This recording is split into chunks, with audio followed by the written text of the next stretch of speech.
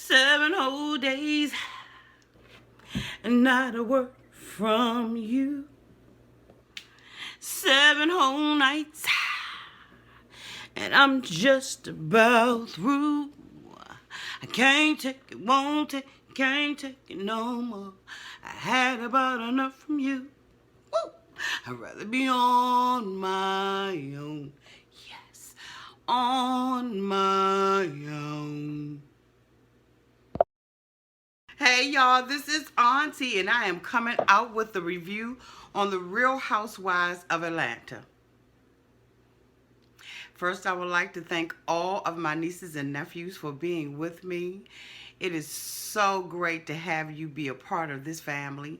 And to all my new nieces and nephews, I appreciate you. Thank you for joining the family. Say hello to your cousins in the comments. Like and subscribe to my channel if you are not already part of the family. We're going to go ahead on and get started with this review, Auntie's way. Everybody needs a sweet old auntie, right? Having one, it just would be nice. 'Cause everybody needs a sweet old auntie, right? So welcome to Auntie's Advice. We start this episode off with the girls fussing about how much money was or was not donated. Whether or not Portia is supposed to kiss Candy's tail about, donating to her. Let me tell you something. This whole episode could have been wrapped up to me in two. Deuces to the other two. I guess that's when Andy is going to bring us the drama. But, I just really feel like, okay, this has gone on a bit too far. They talking about little petty incidental things. Okay, Portia was on Celebrity Apprentice and Candy donated money. I think that Candy does things a lot of times out the goodness of her heart, but throwing stuff back up in people's faces is a whole nother issue. Okay, and so then, but at the same time, on the other flip side of it, Portia is very unappreciative of what Candy has done for her. So, I'm in between about how I feel about the situation. I just feel like it's just a lot of cattiness that's going on. And because Portia has been, connected at the hip to Phaedra, that, she sides with Phaedra about stuff. I do think that Candy really wanted to support her from one black woman to another black woman. And just the unappreciation of Portia really, takes Candy to the ceiling. I don't blame Candy and I don't blame Portia. I think that they both, have a valid excuse or a valid reason for why they feel the way that they feel. I just feel like Portia ended up getting wrapped up. Phaedra let her, be under the bus. They threw her under the bus about the thing with, what's the girl's name? Tamia in the relationship or whatever. Portia just allowed her to be under the bus a little bit too long, and so her relationship with Candy fell out. She got fed information that was either true or wasn't true, but she got fed the information from Phaedra. And so, you hate to see the relationship go down like that, but I mean, it is what it is. Then we go on and we talk about Kenya. Then we go on to the relationship between Kenya and Matt, and they talking about, how, why did she stay with him in this abusive relationship? And she's like, like everybody else, who hasn't had a relationship that was abusive and who hasn't stayed and who hasn't did not knick-knack and patty, I can give a dog a bone. Can you buy, please? Like, you are so irrelevant. You don't have a storyline unless you got a made-up boyfriend that's on there, first of all. Like Candy said, he, blacked your cameras out and all of that kind of stuff. You was going through abuse, but you wanted him to be on the show because you wanted to have, a little storyline with him. Ain't nobody mad at you and everything, but you just got to pick the right kind of guys. And yes, we do. A lot of women do know what it means to be in an abusive relationship. And so I'm trying to really be nice on a Sunday. I really am, the Sunday after Easter and everything. I'm really trying to be nice about the thing. So I really want to, get off your, off of that. Because my mother used to always tell me, when you don't have nothing good to say, don't say anything at all. That's where I am going, as he does, and stirs the pot and says, Sheree, you was trying to, blame Kenya for provoking Matt, and, Kenya, why did you out Sheree about the abuse that you knew that was in her relationship? As an auntie, I have, again, conflicted opinions about this situation, because on one hand, Kenya does provoke people to go the hell off on her.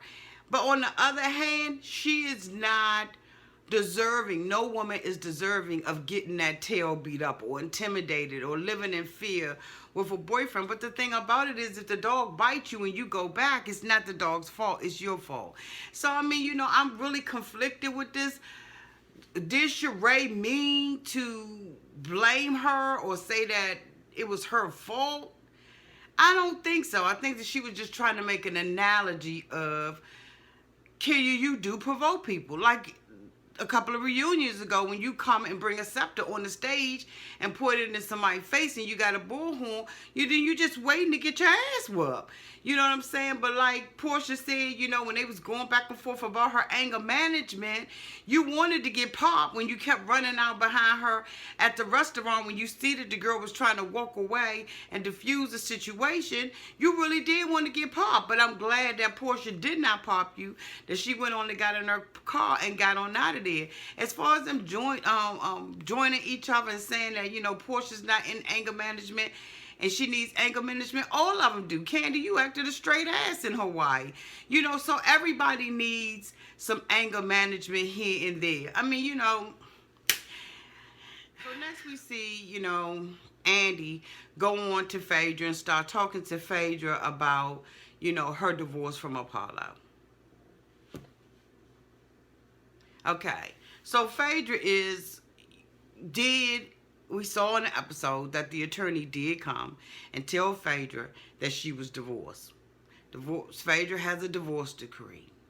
But Apollo, who's with another lady, has the audacity to want to contest the divorce. Now, Phaedra says that she gave Apollo $100,000 settlement payoff while he's still in jail. So what the hell does Apollo want? You know what? And the thing about it is he's not, nothing he says is reputable to me. Because you're a straight criminal. You've been a criminal multiple times. You're a convicted felon two times over. You're in jail. You lied about your relationship with Kenya. So why would Kenya open her mouth and say anything about it? And like Phaedra said, so why are you worrying about my man? Now you can get with him. I really do believe that there's some truth in it, because she had too much information. There was too much information that Kenya had about the relationship. What I was glad about was that Candy said that her mother did cross the line. I appreciated that, Candy. And like I said before, when I did a review on them, I do believe that for the most part, Candy takes responsibility for what she says and for what she does. No, she doesn't. She always feels like she can say what she want to say and nobody else can say anything, or she can talk about any situation she want, but Mama Joyce is off limits. And Mama Joyce isn't off limits, because when she put herself in it, her and the old lady gang, then you in it. You fair game. So, I mean, this is just, to me, this is an atrocity. I hate that Apollo has that much authority over people and that much influence over people, although he's just not a credible witness. He's just not a credible person. He's not a good human being. He's not a good man at all.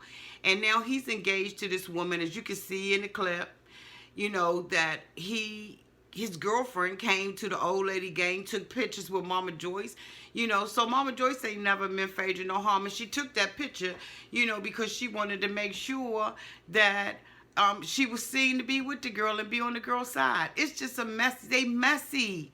They so messy. And then, Candy goes on to talk to Phaedra about Johnny, and Phaedra was wrong. She didn't have any right to, do that on screen. Now, what she do behind closed doors, that's fine.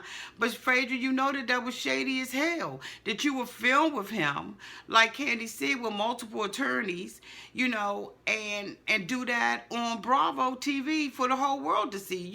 You just as vindictive as they are. All of y'all vindictive. Every vindictive, last one, including Cynthia, who had her turn a couple of rodeos ago. I mean, to me, this episode, it just really could have been thrown in a trash can.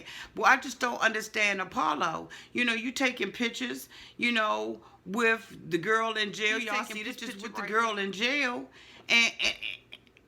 And you giving her a paper towel ring. But what woman would even want somebody to give her an engagement ring made out of a paper towel?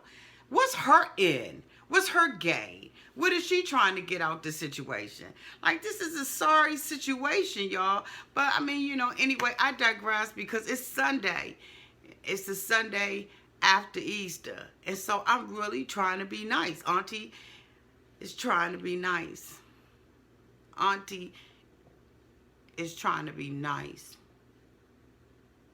So in closing, they close out with Sheree, talking about Bob and talking about the abuse that she went through with Bob. And this is a time where you see them being compassionate towards her and everything. It's unfortunate that both her and Kenya have gone through the similar situation, and all that they could worry about and fight about was whose house was the biggest in Chateau Sheree and Kenya no more. When there's bigger issues that they all faced, that they all went through together. For Bob to say, the only reason why I don't want the plane to crash, Sheree, is because your mother's on it. But a dirty. It's amazing to me how when women go through abuse, they are so quick to go back to their abusers. Sheree was going to even try to get this man a chance. He wouldn't have had a chance with me. She hasn't talked to her family about it. She ain't talked to her kids about it. She's going to have to do that because there was some things that was revealed on the episode that she's going to have to talk to them about. I'm sure, it's April now, so I'm sure that all of that stuff has been handled, but it's just really unfortunate that Bob is the asshole that Sheree's hair. Y'all, what the hell was wrong with that closure? Okay, something was wrong with it, like it was cut in the side, and the concealer wasn't the right color. Then see right here where it looked like it's a flap on it. Like, what was wrong with her? Like, her hair irritated it. It irritated me so bad. And the more she cried, the worse the cap got. And I just was like, well, ain't nobody gonna tell a damn girl that she has, come on now. Ain't nobody gonna tell Sheree that her hair's messed up like that. I know that they all was being sympathetic and everything, but that thing was worrying the hell out of me. Like, I couldn't get myself together. All I kept saying was, somebody just fix that closure, fix her hair, try to, get that Houston, we got a problem. I just was like, Houston, we have a problem, and Houston, we need a better closure. Oh, I was like, when I saw her hair like that, and then, it had started separating, I was like, Portia, just, like, get her in a hug, like, all Sheree, and just smooth it out. I mean, damn, just, like, wait a minute, oh, Sheree, yeah, boo, all right, just smooth that. Oh, my God, he's the donkey of the year. Again, this episode was really uneventful for me, y'all. I wanted to make sure that I came out here and gave a review about it. Hopefully next week it's going to pop off and we're going to get a little bit more drama or just a little bit more action, because why this went into 4 episodes, I don't have no idea. I mean, they could have wrapped this up in 2 episodes for me. I mean, this, it is what it is. But I'm hoping that on this Sunday you all are having a pleasant day, and that you get up tomorrow refreshed and renewed.